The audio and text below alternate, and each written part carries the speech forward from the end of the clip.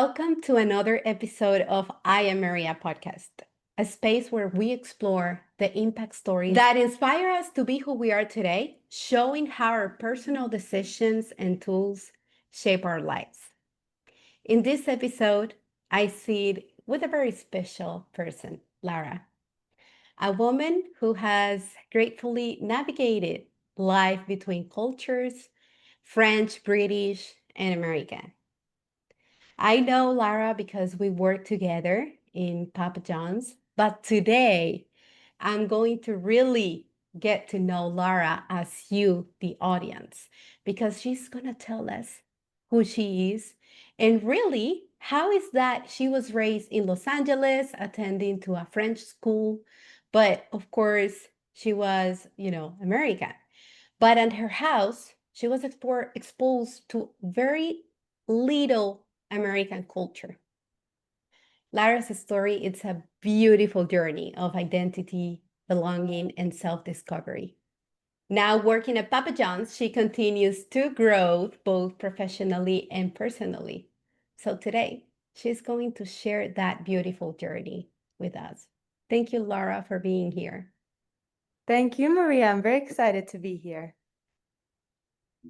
Well, and so that we get to know you a little more, tell us, who are you?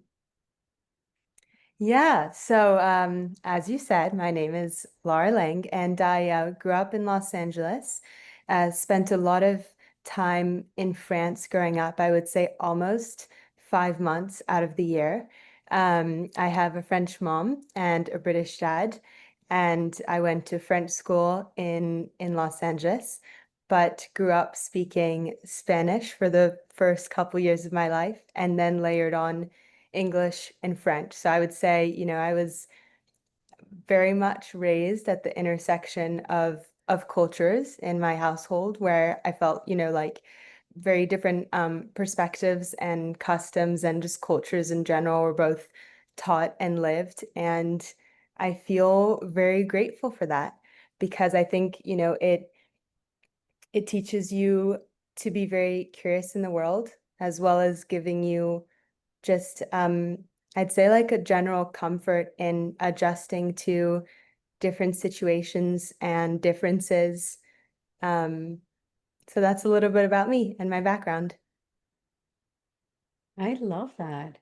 I mean, I want to start asking a lot of questions already, but we're going to stick to the plan. So let's talk a little bit about three important decisions in your life. There are important decisions that leads us to the life that we have today, but really to the person that you are today. Yeah, I mean, I would say a big decision that comes to mind just hearing that question is probably moving to Atlanta, which I did, I would say now it's been a year. I moved here to work for Papa John's and I moved here not knowing anyone.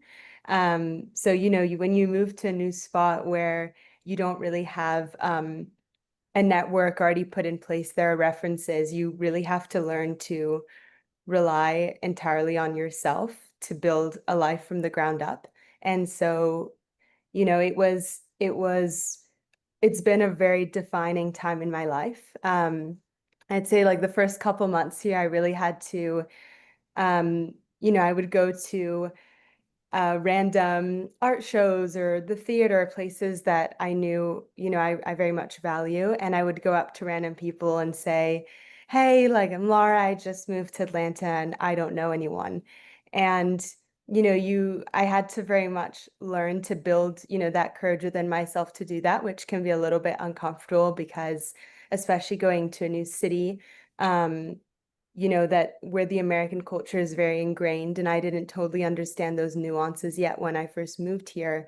Um, you have to be okay with the fact that people might not necessarily be receptive to that Mm. and learn to accept that in the event that they're not, you have to go home that night still feeling very grounded in who you are, and not be let down by that. So, that was a very, very significant episode for me in my life, like those first couple months here building a community for myself.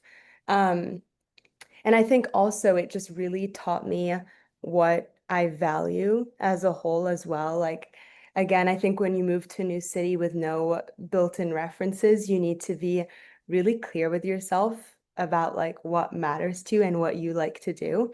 Um, and for me, I found out during this time that it's very much access to nature. It's, great food and spaces where creativity thrives. So I mentioned the theater, I mentioned museums and art galleries.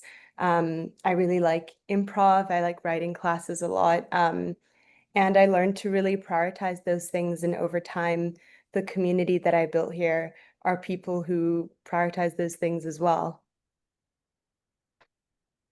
Of course, because the people that surround you or the community, in this case that you build for yourself, gotta have your values somehow. You're so brave, Laura. Oh my God.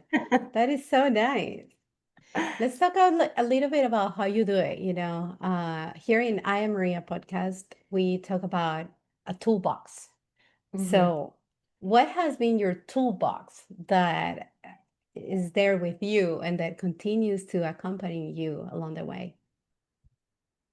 Yeah, I think growing up, my mom always told my sister and I that it was really important to prioritize the relationship we have with ourselves because, you are the only constant in your life as you like navigate all of the different chapters that you go through. And so I think, you know, I don't know if you would categorize this as a tool per se, but I think learning how to just really be comfortable with yourself and doing the work that you need to do to be able to get to a place where that comfort, is increasingly built within is something that I very much prioritize because I think it really helps you open new doors for yourself. And so, when I first got here, that whole process of going up to random people and saying, hey, like I'm new here, I don't know anyone, it was definitely uncomfortable in the very beginning, but just pushing myself to do it more gave me the courage to feel like very comfortable in doing that. Um, and and has made it that I feel like if I were to ever move to another city where I didn't know anyone, I would feel very comfortable in starting that process again. Yeah. And what you said, being comfortable with yourself is so important. I don't think society or everybody is comfortable, and there's a lot of work that a person needs to do to even get to know what is that you like. Like in your case, you're connected to you for what I can see, and you're like, okay, I need to build a community, but I'm gonna build it based on my values. So, your value is really nature, art. So you stick to those activities to then meet people. I love that because I think there's people that sometimes ask themselves, where do I start? So Yeah. I'm getting this from your conversation. So let's talk a little bit about you growing up, right? Because you grew up between French, British, and American cultures. Hmm. How did you begin to shape your own identity along the way? Yeah, that's a really good question. I want to say that it was probably in college that I felt like I had the biggest shift. When I first arrived, I remember feeling super culturally disoriented because coming from Los Angeles, I had been put into like an American orientation group, which was, it was a bit jarring for me to be like sorted culturally in a way that was like so definite because I hadn't had that prior. And I realized, that there were a lot of kind of like how I had mentioned when I first moved to Atlanta, there were a lot of nuances I didn't necessarily know or values or just ways of seeing situations that I didn't totally understand. And that was a really good experience for me to get to know those more. And I can give you an example. So just I'm adding a bit more color to my words. But within the first couple of days, we had to all sit around in a circle in a classroom and speak about what we were feeling. You know, going to college and living alone for the first time away from family. And that was really shocking to me because in French culture, which I would say is the one I predominantly grew up in, speaking about your emotions and feelings is a very private matter that you share with people like your family or with really close friends that you've spent a significant of time cultivating that trust with. And yeah, just really interesting to see how like the emotional norms are so different between cultures.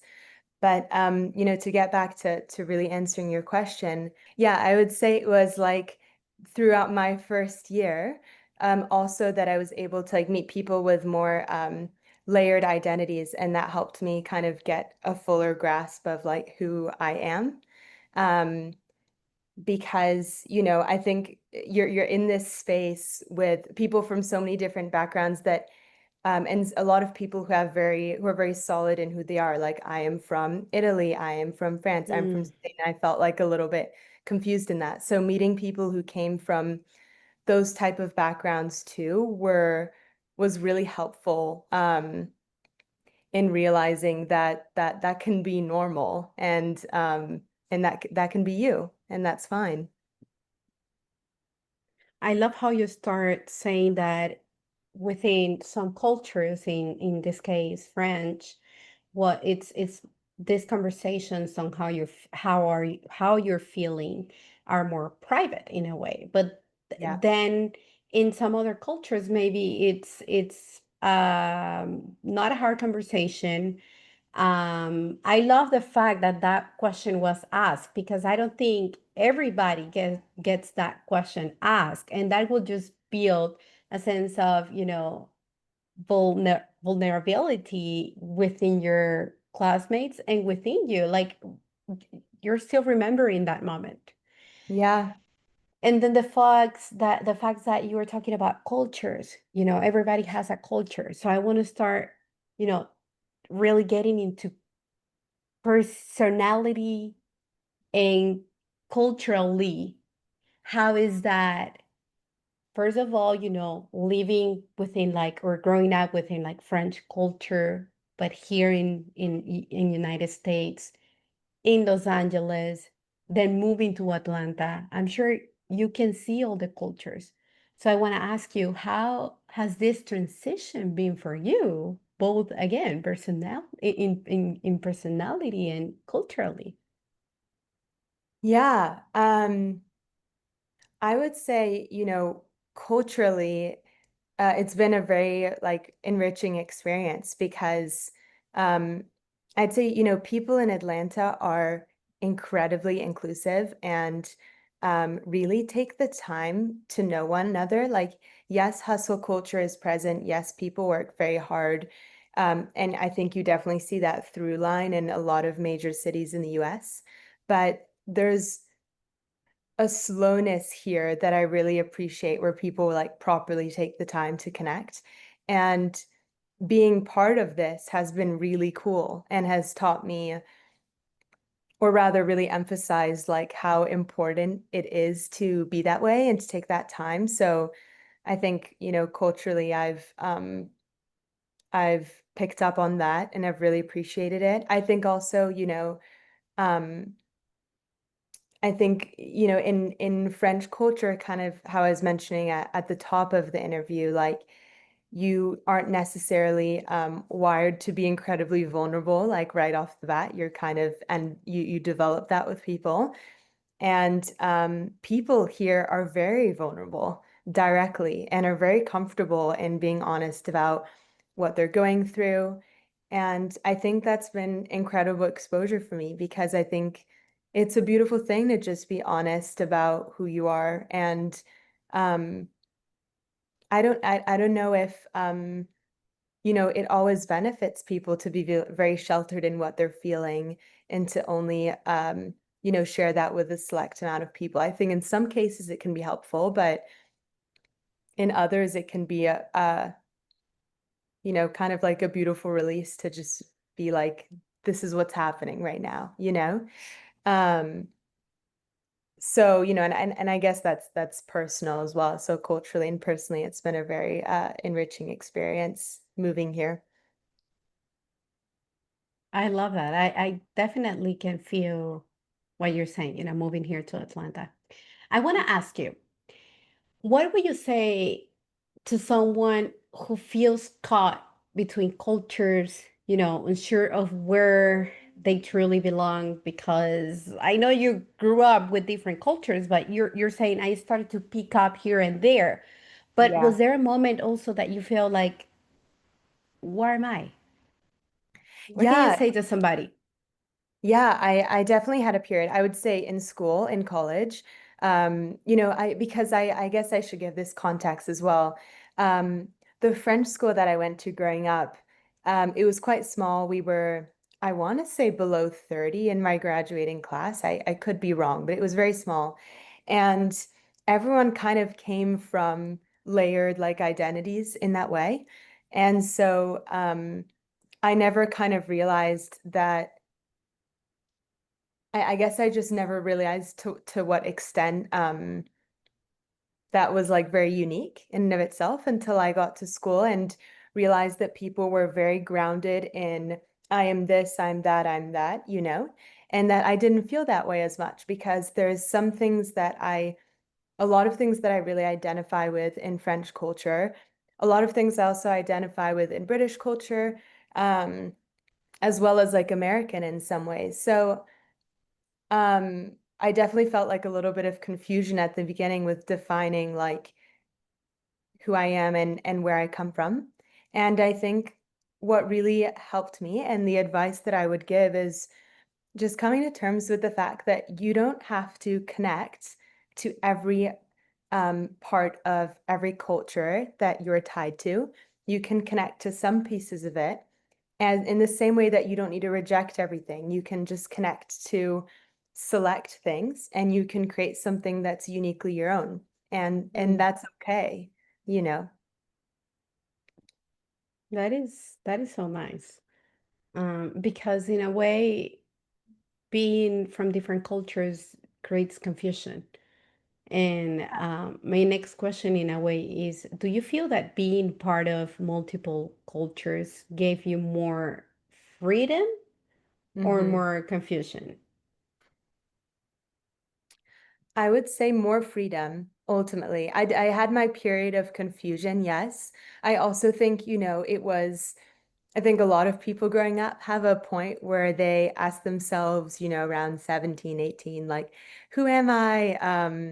As people are very much like shifting and kind of entering adulthood or like that stage of your life, you're a bit more independent. So definitely had that, but I think freedom ultimately. Um, I feel very grateful for the background that I have, and I think it gives you kind of, like I had mentioned, at when I was introducing myself at the beginning as well, like just an openness to difference and an appreciation for nuance, and just makes you feel curious about the world instead of feeling like fearful or judgmental of people who may come from backgrounds that are you know, very different from what you've ever known. So I think it gives you an openness to the world um, that, yeah, that again, I'm really grateful to have as a result of it. Within the cultures that you grew up with, Mm, um, do you believe that we choose our culture in a mm. way, you're picking up on what you like? Or does it somehow the culture it's on you, like it chooses you? It chooses you. Yeah, I think a little bit of both. I think that culture chooses you in the sense that I think you never fully move away from a lot of the customs that you grow up with. I think in a lot of ways, like childhood follows you throughout your life. So you're gonna keep a little bit of there's some aspects of you that are like ingrained in what you learned growing up. So I think in that way, like culture chooses you, but I also think that as you grow up, um, you can choose what you want to like connect to or what feels like is not you as much. And and again, just like create something that's more uniquely you that feels right. So I think both in a way. Right. And maybe we can understand a little more by getting to understand your childhood, right? So for what I know, you grew up in the US with parents that didn't have much American friends. So it was Yeah. really how you were saying French culture. So how was that for you? So then when you go to college and you go out, you're starting really to see the American and every other culture too. Yeah. Um, Yeah, I definitely grew up predominantly in the French culture, I would say, mainly because the school I went to was French, and then I spent a lot of time France growing up.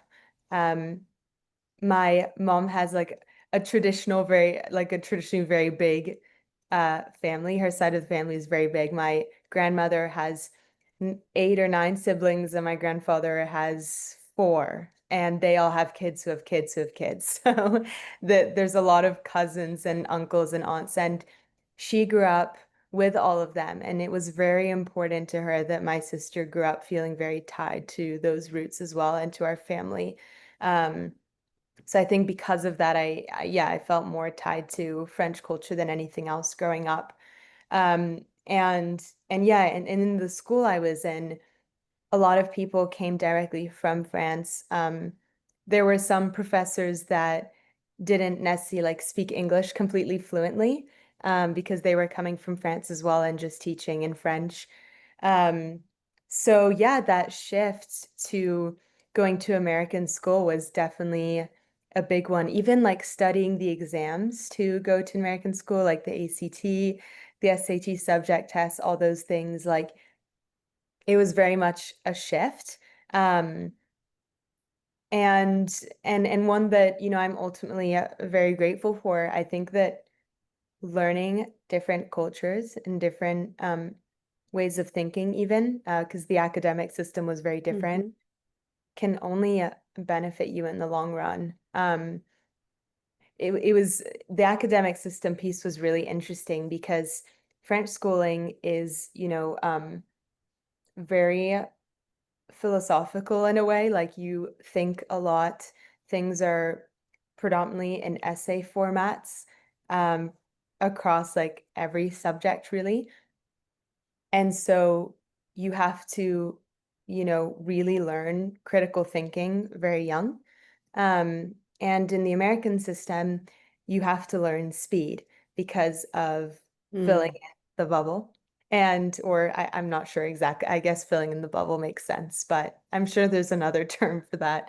Um, and yeah, so that was like a really strange shift for me to not explain the reasoning like behind why I was choosing A, B, C, D, But always good practice Wow, for the brain to do different things. yeah, that's so interesting to really, I always speak or have heard about numbers, how you do the math or how you resolve a problem with math. Yeah. But what you're saying right now, here it's about the speed. There, I've never thought or heard before about for you to write an essay, it takes some time. It takes some inspiration even. Yeah. Yeah. Yeah, it's and I think that translates in the cultures as well, right? Like I think in France, small talk is not something that's really appreciated. People like to have a very meaningful conversations. And so that's, a very beautiful thing about the culture. I think also that's why, oftentimes when tourists go to France, they'll joke about, oh, people were so rude there and stuff. And I think that that can be true because people, I think culturally just don't even want to do the small, like, how are you? I'm good kind of thing. And so there's like good and bad to it. And here, I think hustle culture is so prominent. So you just feel that, I think, across the US, like people want to move really quickly, people want to be the best. And in a lot of ways, I think there's good and bad for that too, for that as well. Um, and the good being that you are motivated all the time to be like the best version of yourself. That's so cool. With you speaking about, every culture, I'm starting to think like, how does Lara do? Like, is there a outfit for I'm gonna work or shift depending on where you are in life, and I'm gonna wear the French culture, and then for this situation, I'm gonna work the American. Is there one culture that you feel most connected to now, or does it shift depending on where you are in life? I don't know if it shifts really. Um, I would say like as I go through life, I learn more about um, what people from different cultures are receptive to in like conversation. So maybe it shifts in the sense that um, if I'm having a conversation with a French friend versus an American friend, I'll have more of an awareness of um, kind of where like how the conversation will go and what will be like received versus not received, maybe in that sense. But I think for the most part, I feel most connected to French culture, however I move, wherever I move through life, mainly because of what I mentioned of childhood. Like my roots are very much in that culture, so I think it comes with me wherever I go. So let's just speak a little bit about Lara and your Yeah, culture, because it seems like, you're creating your personal blending of everything that makes you today.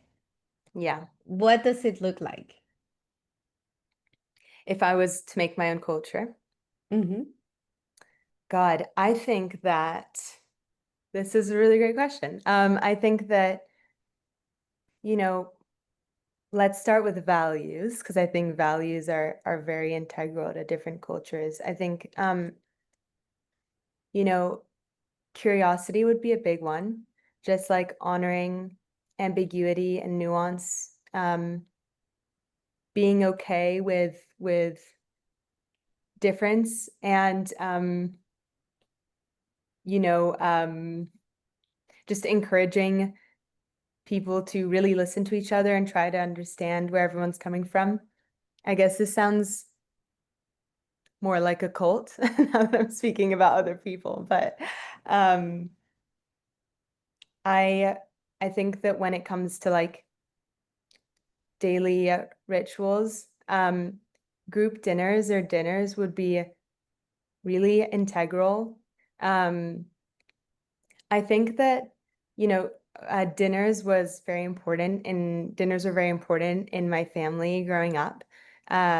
We ate together every night, unless someone had like a plan. If we were all in the house at the same time, it was very important to have dinner together, just as a way to like close off the day in a really beautiful way, share what we did, and just, yeah, close off the day feeling like connected to one another.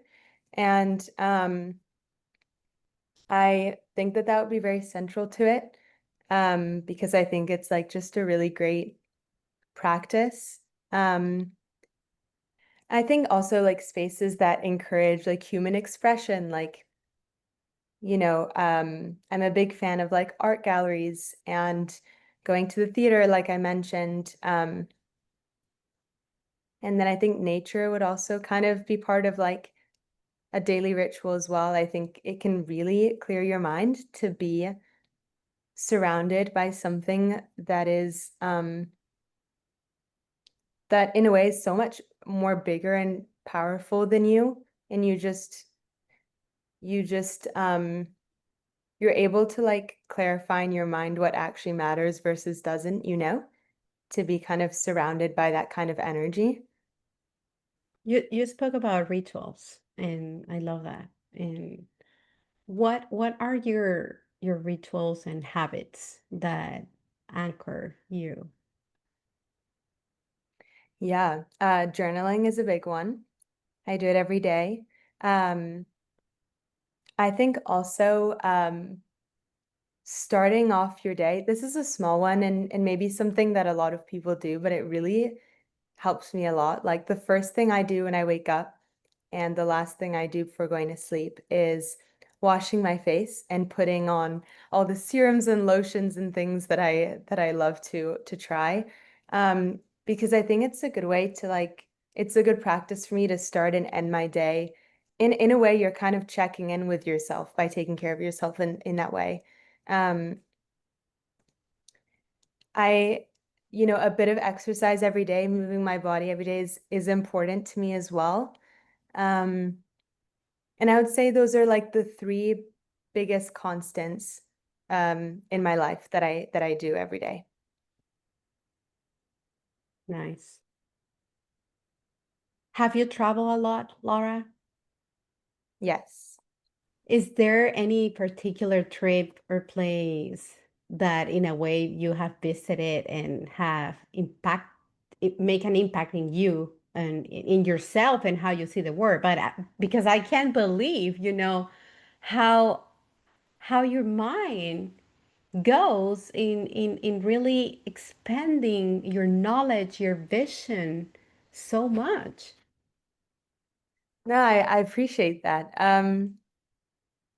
Yes, I would say I studied abroad in Hong Kong at the end of Wow. 2019. Um, I was there for about 4 or 5 months, I would say, if I'm remembering correctly. And um, that was a really interesting experience culturally. And I think that, I learned so much while during my time there. But one of the biggest things that I realized that like really personally impacted me is that I noticed there that, within the student body that I was studying with, that for them, your passions and like your creative outlets, as well as your academics, were both prioritized in the same way, which feels very different from like American culture, where, I think going back to hustle culture, when you're studying, you're very much in this frame of mind that's, your academics and the numbers you get from your as a result of your studying really, really matters. And then when you graduate, what matters more than anything is work, work, work, work. And I Mm. realized there that like your passions are not um, on the sidelines. They're part of that hustle culture with you. They're part of that hustle in general. And I thought that was a really cool thing um to just, ingrain into your life that like structure and creativity, it's important that they live together for you to have like a very balanced life. Um, yeah, I'd say that was like one of the biggest learnings I got there that I was really fascinated by. That is nice because it's so important that you blend what you love. In this case, how creative you are. Yeah. Um, and I'm kind of thinking on how grateful I am where I work in a way because it's really influence on, the company, the culture, the belonging, the balance. Um, how do you see that? Do you feel that in a way where you work? Are you able, or not right now within Papa John's, but along the way, have you chosen that everything you do, it's incorporating in balancing what you love and your values? Yes, I think so. I think there's times or there's weeks where you can forget about that and you can prioritize one over the other. Like I've definitely had periods of of my working life where I've very much prioritized work instead of my passion points outside of work.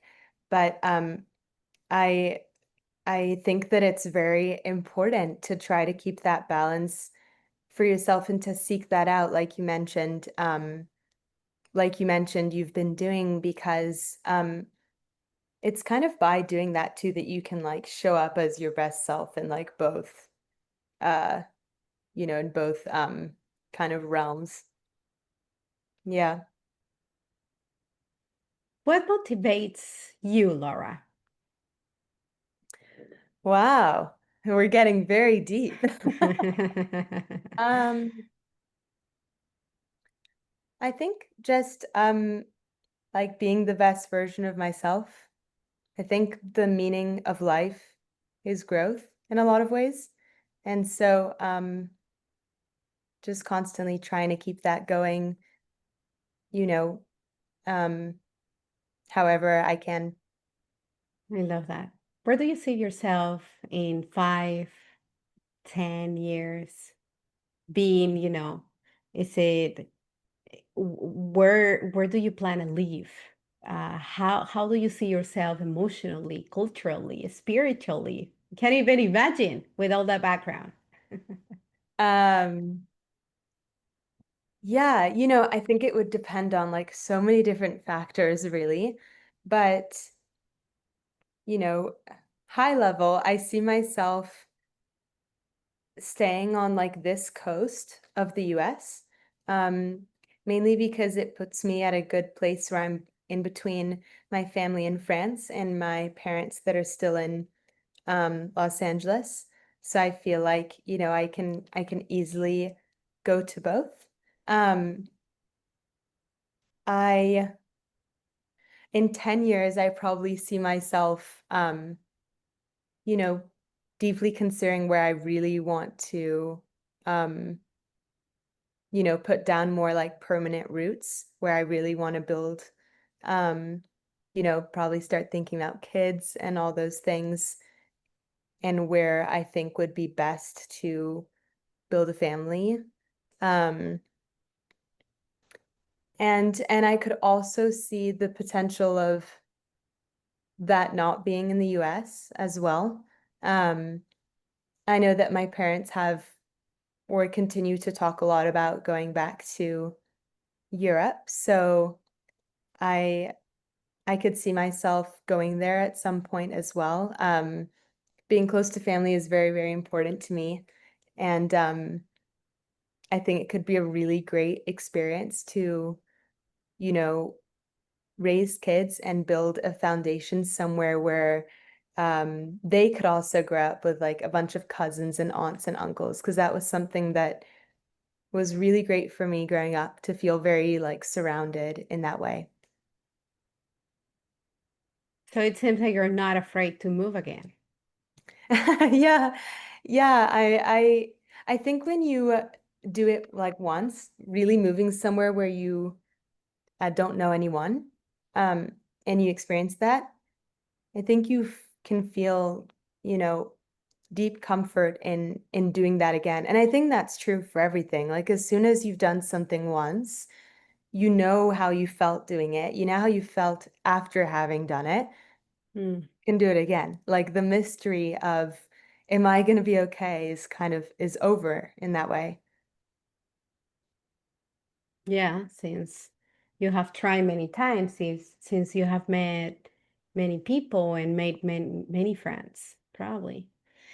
But there's people, Laura, that usually are afraid to move, you know. Uh, I feel like every person I speak to, it's an immigrant somehow, or Mhm. has moved to another place. There is many people that it's afraid of moving or emigrating to any other place. And I want to hear from you that you're not afraid. move again and have moved many times, what advice can you give to someone that it's really debating whether should I stay, should I take the step?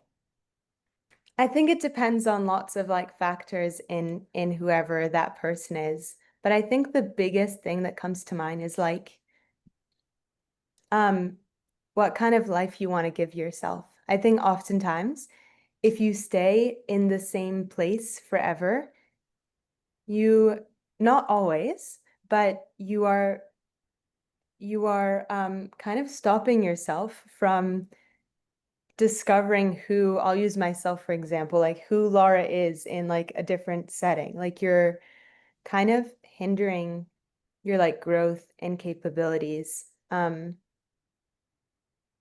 Putting yourself in new environments is a really great way to get like closer to yourself and understand um just really who you are. And sometimes just staying in like very familiar settings can kind of stop you from getting there, I think. But of course, it's, depends on the person, the environment, the scenarios, like all those things. What's your greatest desire? My greatest desire, I think similar to what motivates me, um, to be the best version of myself. I think that's what I work towards every day. I love to be grateful. I feel like everything starts with a thank you. And it seems like you practice journaling, and I don't know if in within your journal um, journey you are always also being grateful for the opportunities that comes along the way. Do you Yeah. appreciate every day? Yeah. I mean, I think that's like the one of the biggest upsides of journaling is that it really slows down your mind. You can see your day more clearly.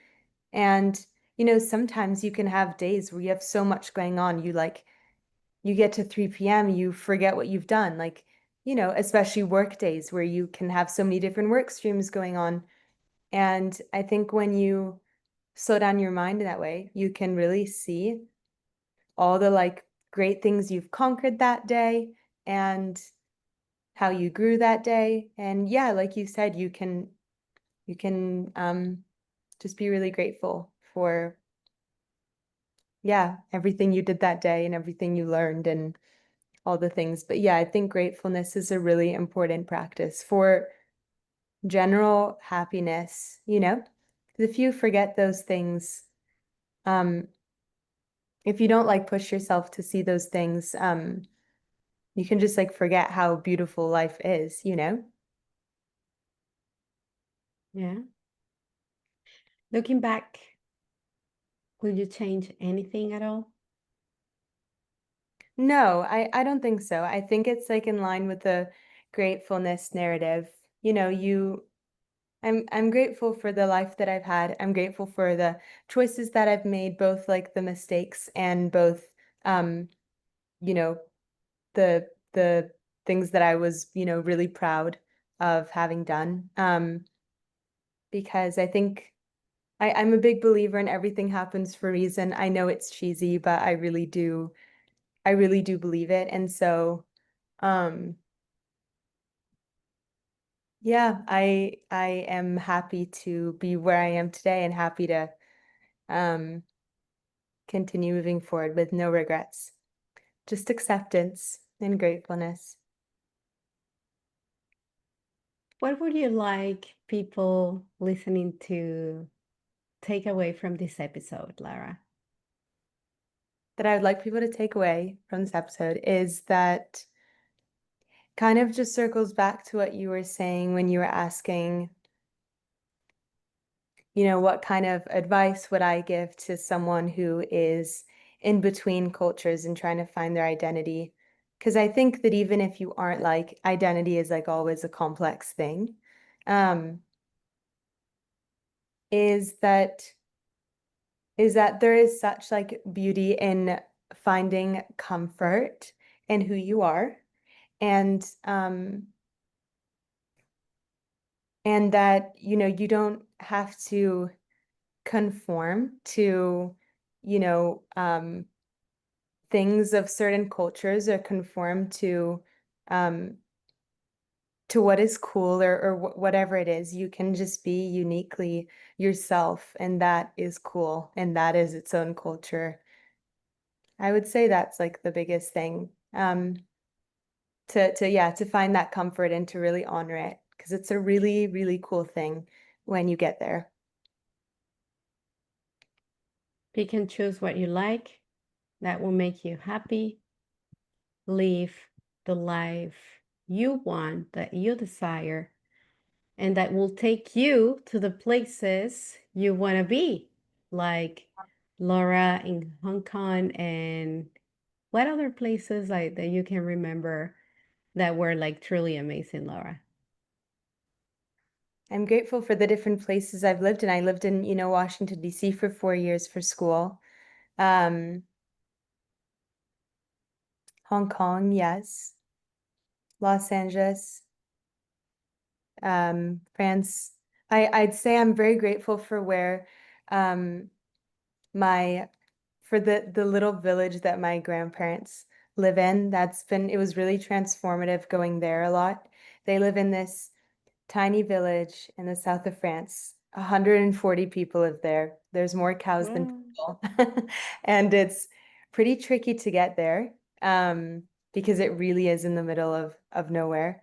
And yeah, I'm yeah, very grateful for having gone there so much, and feel like that was a very transformative place for me to go to, because people live very pure lives there. You go to the farm to get your milk, and people grew up there and choose to never leave. It's a real community. Everyone's kids grows up with everyone else's kids, and um, people are just very happy. And I think it shows really the power of simplicity.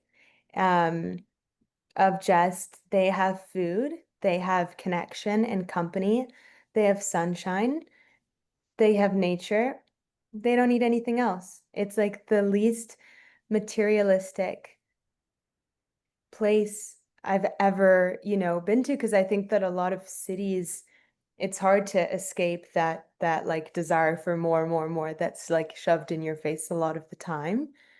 Whereas in little villages like that, like that that mindset doesn't reach them, because they're so secluded. So it's, yeah, just a very pure environment. Yeah, I love it. pure simple. Imagine you living in so many beautiful and big cities, kind of ending with that reflection of being connected with nature and simplicity. Are you gonna transfer all these experiences to your kids?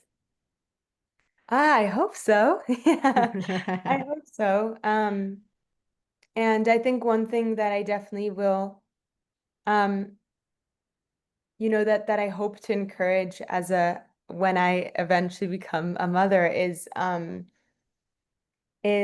that I think it's a really good thing to like move around. I think it's scary, of course, because, when you grow up somewhere, or even if you spend a little bit of time there, you make really good friendships and you don't want to leave them. But you don't have to lose them because you're moving, is like a big thing I learned too. You can like, a text, a phone call, it goes a very, very long way. And I think that, yeah, that moving and getting to make new friends with different backgrounds who come from different cultures, like, it's such a great thing for your growth, and also just widens your perspective and gives you so much more clarity on what you really want, which sometimes you don't fully get, I think, staying in the same place always. Yeah. Yeah. Lara, I've enjoyed this conversation very much as I have enjoyed having lunch with you every time we get some Yes. time. Thank you again for being here and for opening your story to the word of I Am Maria podcast. And I'm looking forward to our next conversation. Yes, me too. Thank you for having me. Bye bye. Bye.